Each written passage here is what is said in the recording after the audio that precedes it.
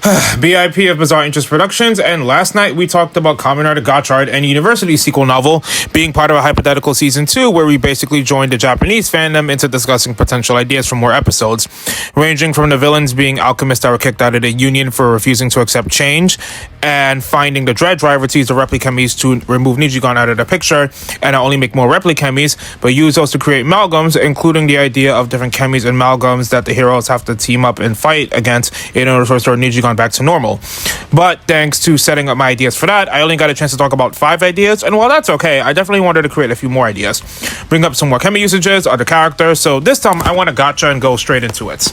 Oh, and the finishers were called Fever, so for this one, type Gotchard Fever in the comment section, and let's get started.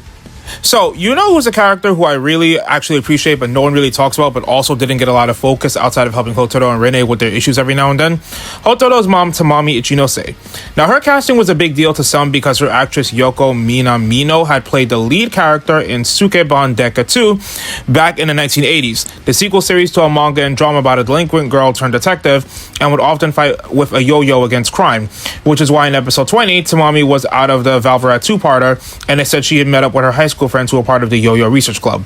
So I have a twisted idea that gives focus to Tamami, Rene, and Hotoro. Basically, Tamami can claim that she's going to meet up with her friends, but since Hotoro's been busy, she decided to hire a part-time worker on Hotoro's age. Let's call him Kanzaki Hyaku, which translates to God's 100. And confused, Hotoro ends up recruiting Rene to help him and Kanzaki run the shop, only for Kanzaki to end up working so well with Rene that no one needs Hotoro's help, at least that's how he feels like. And when he calls her mom, he overhears her in a scuffle. At that same time, Hotoro feels like Rene and Kanzaki can take care of things alone, so he and Hopper 1 go to find the culprit, but is overwhelmed by replichemies of his usual base forms, and he's not really thinking straight. However, he's saved by Tamami, who reveals the culprit has to be a former member of a gang she and her yo-yo club used to fight when they were younger and in high school, and they were targeting places where teens meet to force them into the gang. Then, however, that Rene and Kanzaki are seemingly kidnapped, and Hotoro and Tamami have to rescue them, where Kanzaki reveals that he's Kanzaki Shigarashi, the son of the gang leader Taro Shigarashi Tamami had fought in the past, who now wants to use teens as child soldiers for control, which is a nod to the antagonist Yoko's character fought when she was the lead for Sukeban Deka, now using the replichemies of Venom Drake and Yami Bat. But Rene reveals she and Tamami talked way ahead of time and faked being weak so that the Ichinoses could find and exploit their location. With Majade's help, Gotchard transforms into Great Sari with the Scorpion and Dragonfly chemies, so Tamami could use her son as a makeshift yo-yo, while Majade helps her friends fight the rest of the goons. At the end, Hotoro can ask Rene and Tamami why they didn't tell her, and Tamami claims that Rene is a person who she trusts with him in case anything would happen, and she wouldn't mind if Rene was around more. At the end, Rene asks him if he was jealous, and we see him deny it with a blush on his face, while she reminds him that she also promised to protect him for life, and that also includes her mom and his home. Allegedly, some people assume that Tamami didn't get that much to do in Gotchard because Yoko's husband was arrested on suspicion of embezzling 15 million yen, and she filed for divorce a week later. That's a tough situation for any actress to go through, and the fact that she still chose to focus on acting in Gotchard is commendable in its own right. So this hypothetical season 2, I say we do it and give her a focus episode. And a quick respect for moms raising their children on their own. Comments and claps for everyone. Single mamas and mamas rule. The next episode idea is an episode exclusively focused on Fuga and Rene, and I think this would be a good opportunity to get more perspective of them. Fuga could talk more to her about his thoughts and feelings about being betrayed by the organization and how he never let go of holding on to hope he'd find someone to entrust the Gotchard driver to, but knew that that person would help her be able to fight and had the alchemist driver made with her in mind before he left. But also show how he met Kurana and Gigabomb while using the homunculi to store power just in case they would need him.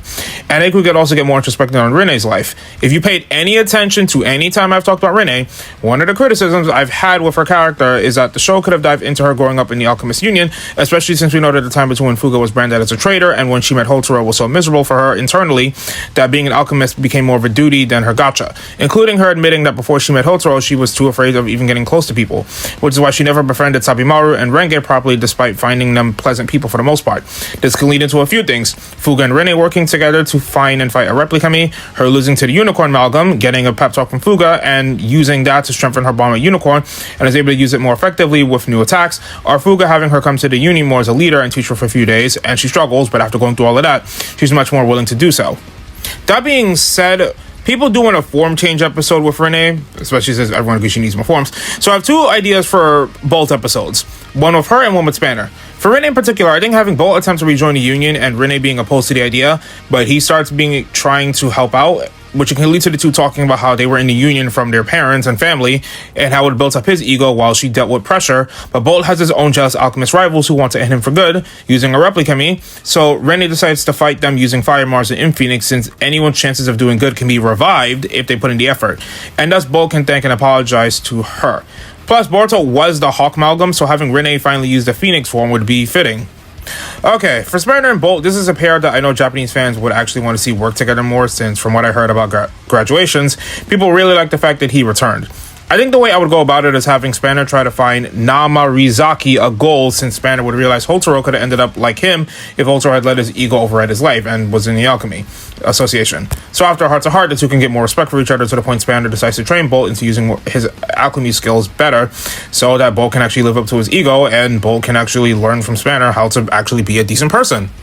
Okay, for Spanner, well, him being a teacher is a good choice for his character since he's not ready to take over. So for episodes with his students, I wanted to use one of the potential forms. I spent half an hour trying to find what was possible, since he combines vehicle and occult chemies, but using Zuku Empire doesn't fit him. I don't know if he'd be okay if using Steamliner, and the fairy one would sort of fit, but I did come up with an idea. In episode 3, Spanner fought Hotaro for Apare Bushido, who accepted Hotaro's resolve, but we never saw Spanner or Apare Bushido resolve their differences. So have an episode where Spanner's students had to go out in the field and stop the Apare Bushido's replica chemi using copies of the chemi, since they think that Spanner's limiting himself by only using a few, which he disagrees with initially, but they get badly hurt and Apare Bushido kidnaps them, with Spanner losing his cards to Apare. So he goes to Hotaro, who asks him why he doesn't just use other cards, since he forgot if the levels line up. So Hotaro lends him Skabos and Barasol, since that's his new form, taking the time to train with Skabos and Barasol, but also the regular Apare Bushido, who gives them the idea of thinking outside the box. So for the duel, facing someone who can dual wield, Spanner decides to use Barasol's Parasol as a sword alongside Lacus's sword in tandem with the form, wins a sword fight, and earns the respect of his students and the Replicami's respect, who gives up, and his kids have a newfound respect for their teacher. Speaking of which, Renge and Sabimaru in college. See, one issue I have with Forze is that Miu and Shun, after they graduated, stuck around but barely did anything outside of the movie until the group moments, and it was always just wasting the idea of Yuki and JK taking over their roles, or, them mentoring the other two. Since Spanner's a teacher and Renge and Sabimaru graduated, I think we should get an episode focused on what they're doing in college. College is filled with stress, anxiety, deans covering up horrible incidents, and that's the perfect opportunity to deal with Replicami. So have our trio visit Sabimaru and Renge and work with them to stop Amalgam feeding off the negativity of college students. Writes itself. Okay, two more thoughts. First up, remember how I said Sabimaru and Renge's relationship kind of went underexplored? Well, during a mission for an episode, have it that Hotaro and Spanner are torn on who should use Zuku Empire, since Hotaro can use him with Saber Liger, while Spanner thinks he'd do better with Deep Marina. But Zuku Empire attaches itself to Rene and Renge because it's White Day, with Rene wanting to make a meal for Hotaro after the gifts and food he's offered for her, and Sabimaru realizing, yeah, he does have those feelings for Renge. So through Renge, we learn how she and Sabimaru became friends in the first place, and why they're close ever since, which will lead to Rene figuring out a meal fit for Hotaro, the first thing he ever made for her when he invited her over, and for Renge, a portable charger for Isaac while Sabimaru gets better at public speaking. That could lead to Zuku Empire realizing he needs to understand Super Liger proper, and works with the real one to help the heroes beat the Replicami, as Rene and Renge hand their gifts over to their quasi-boyfriends by the end. Okay, there's one more big point I want to address. Yes, I know the sisters, but I'm gonna have to save that for a future installment of this. See, remember how Shiori in episode 11 brought up the idea that a lot of the Alchemist Union members are corrupt and are willing to break their own laws for experimentation? Something I did notice is that when Shiori and Hotaro used Forbidden Alchemy, Shiori's body was in pain while Hotaro was at risk of turning himself into Amalgam had he not been that type of kind person.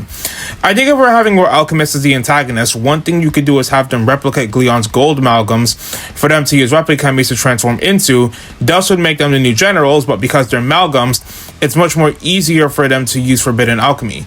This would be interesting because Atropos and Gleon could get away with it because they were homunculi, so by having the villains use amalgams to bypass that restriction, we can see just how dangerous Gleon's abilities to mind wipe and Atropos' abilities for mental damage would allow them to be more effective against not just people on a wide scale, but also more against our heroes to fight against. So, what am I gonna do about next time? I don't know if it'll be the direct next video, but I do want to talk about a lot of things like Renge's village and the next step for her development, since the show could have touched upon her a little bit more, reviving the sisters and how I'd go about it, since I want to be very careful with how I do it, Kaguya episodes with Rene and Spanner, Atropos' relationship with Rene and her sister, Minato versus the executives, Sabimaru and Kongo Laboratories alongside the next step against Dread, Worshippers of the Dark Kings. Plus, I do want to address giving more upgrades to Jade and Valverat, especially with the level X's, or level 10s. And yeah, I'll look into the Dark Sisters audio drama for a few more pieces of advice. But thank you all so much, especially since two of you guys helped me flesh out an idea I was thinking about for a while. I'm not sure what tomorrow's video is going to be, but if I don't come up with anything else, you will get a installment of this soon. Thank you all for watching. And BIP of Bizarre Interest Productions, signing off.